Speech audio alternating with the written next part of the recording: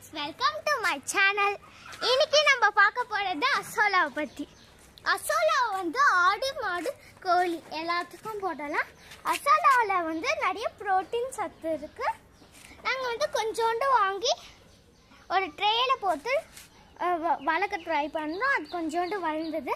அதனால நாங்கள் ஒரு அசோலா பெட்டை வாங்கி அதில் நாங்கள் ட்ரை பண்ணிருக்கோம். வாங்கி 2 weeks ஆனனால அது கொஞ்சம் வளர்ந்துருக்கு.